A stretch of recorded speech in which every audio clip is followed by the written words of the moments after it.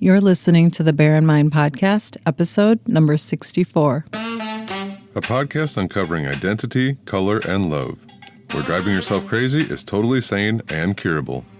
Now your host, T. Bias.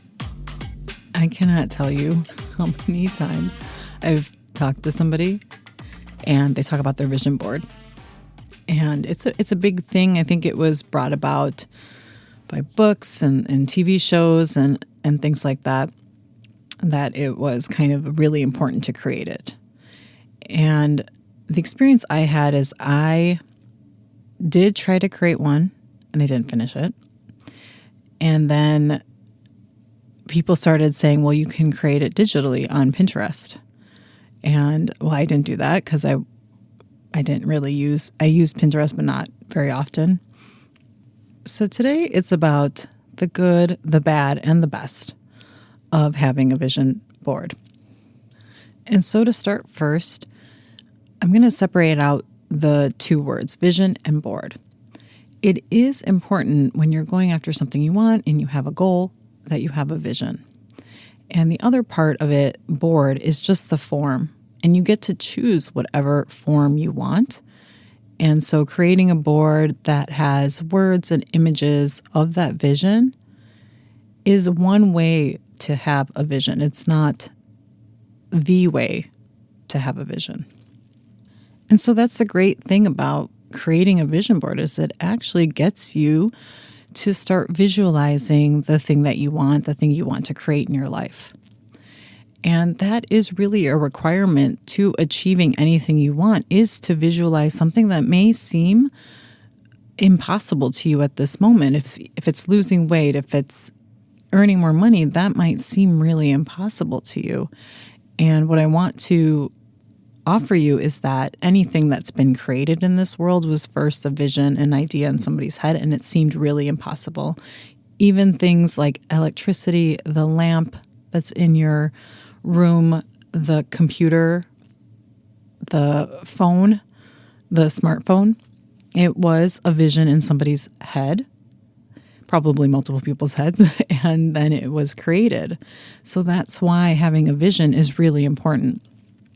And that's what makes it so great to actually have a vision board, is that you get into the rhythm of visualizing what it's going to be like to achieve what you want.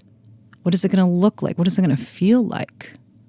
And so when you start to create it, the other great thing about actually having a board is that it can serve as kind of inspiration on a daily basis. You know, if you put the board up somewhere where you can see it on a regular basis, it's a way that it can inspire you to focus on what it is that you want, set priorities, and things like that. And so for those reasons, a vision board is actually a great way to help you work on your goal and to remind you of why your goal is important, et cetera, et cetera. However, it didn't work for me. And I think it has to do just kind of with who you are, kind of maybe a little bit of your personality. And the reason why it kind of didn't work for me, because it was kind of a passive way to remind myself. And I know that when I had created my half-completed vision board, I kind of ignored it because it was right there and it becomes part of the background and it's so easy to ignore. And so I found that it's really kind of this passive thing that after it's creative, it doesn't become an active thing in your life. An active way to remember why you're doing this, why you want this, helping you kind of set the priorities. Now, if it does that, and if it does that for you on a regular basis, I think it's great. But for me, it became part of just the background that I don't even look at it anymore. The other thing that it can kind of do is that as you're looking through, let's say, magazines or the internet and different images of what it is you want, it can kind of get you settled on what someone else has created rather than what you want to create for your life. And although that can be inspirational, we can kind of get stuck into, well, that's what I want. That person has it. That person has this kind of life. Instead of really looking internally to, is this what I really want? Is this what I envision for myself? I mean, it could be even as simple as you want to work. Let's say you have a career goal. You want to work in a certain city and you want to work at home and you want to be in a space in a new career and you have this beautiful office. So you want to visualize the office that you work in. And you have an office that's exactly has a decor that you want. And sometimes when we look at stuff on the internet, we think that, oh, that's how it should be or not be and things like that. And then we don't check back in and with ourselves sometimes as if the visualization is that what we really want. The other thing that I don't think some vision board techniques focus on is what are the behaviors you're going to have once you've reached your goal. And a great example of this is losing weight. I've lost weight and I was thinking about what is it that I do differently to keep it off. And I do behave differently. I think and feel and I behave differently.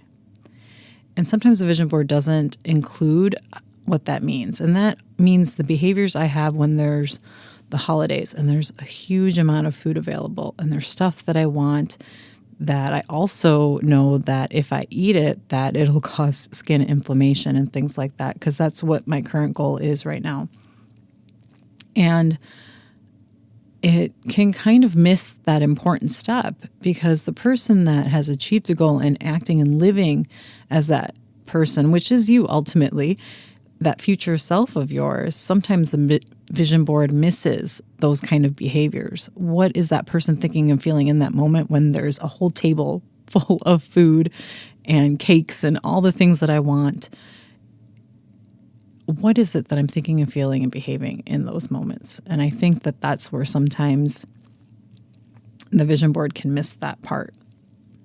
And here's the best part about a vision board is that you get to decide whether or not it fits what you want to do. And I think the vision board, as long as it serves you to utilize it to help you focus on what is it that you want, and it's an active participation in your life of reminding you what are your priorities and what are your goals and visualizing you getting there, I think it can be a really fantastic tool. And the other thing is, if you don't have a vision board, that does not mean you're not going to achieve your goal. And in place of the vision board, what I do is I've written out, and I mentioned it in the previous episode, I write out my goal on the front page in my diary where I keep all my appointments and things like that. And the first page and how I make that stay active, because that could easily become passive, is because I go to my book a lot. I open it, I can often see the first page. And so I read the goal on an almost daily basis. I read it, and then I have 2 to 3 sentences about the vision. And I do write out what I imagine it's going to be like when I have achieved what I've wanted to achieve. And that kind of active recall of not only the goal, but also my own imagination and visualization keeps it active. And the same thing needs to be also done with a vision board to help you kind of get through the year. If you set a year goal or if you set a 5-year goal to kind of help you get through however long it's going to take you to reach a goal.